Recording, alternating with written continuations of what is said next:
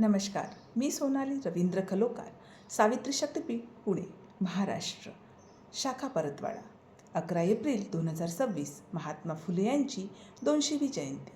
महात्मा फुले यांनी त्या काळी अखंडाद्वारे मोठे प्रबोधनात्मक कार्य केले. ते आजही उपयुक्त आहे.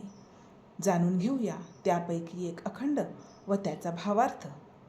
आजचा अखंड आहे: ब्रह्माजी तो साचा अवयवी झाला, भटासी ओकला तोंडातून. विष्णूची रमा ब्रह्माची सावित्री, कवन्या कार्याप्रती सांग भटा. अयोनी संभव मानव उत्पत्ती, लिहिल्यात ग्रंथी गप्पा सर्व.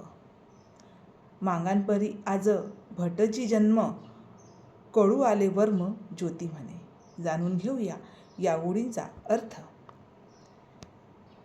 एखाद्या व्यक्तीचे बाह्यरूप किंवा अवयव यापेक्षा त्याचे खरे स्वरूप आणि गुण महत्त्वाचे असतात. लक्ष्मी ही विष्णूची पत्नी आणि सावित्री ही ब्रह्मदेवाची पत्नी मानली जाते. ते आपल्या कर्तव्याचे पालन करणाऱ्या आदर्श स्त्रियांचे प्रतीक आहेत. स्त्री पुरुषाच्या परस्पर संबंधातून मानवाची उत्पत्ती होते. त्यामुळेच मानवी जीवन परस्पर संबंधांवर विशेष महत्त्व आहे. याबद्दल अनेक ग्रंथांमध्ये लिहिले गेले आहे आणि समाजात त्याविषयी अनेक चर्चा होत असतात. शेवटी ज्योतिबा सांगतात की या विषयामागील खरे तत्त्व किंवा गूढ समजून घेणे महत्त्वाचे आहे. केवळ वरवरच्या गोष्टींवर विश्वास ठेवू नये. थोडक्यात भावार्थ असा सांगता येईल की या ओळींमध्ये मानवी जीवन, स्त्री पुरुषांचे नाते आणि कर्तव्य, मानवाची उत्पत्ती याविषयी विचार मांडलेला आहे.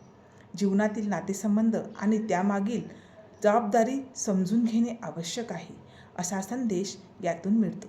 महात्मा ज्योतिबा फुले यांनी दिलेला संदेश आजही उपयुक्त आहे आणि तो आपण आपल्या जीवनात अंगीकारला पाहिजे, अशी मी सावित्री शक्तीपीठ, पुणे, महाराष्ट्राच्या वतीने आपणा सर्वांस विनंती करते. जय ज्योती, जय सावित्री.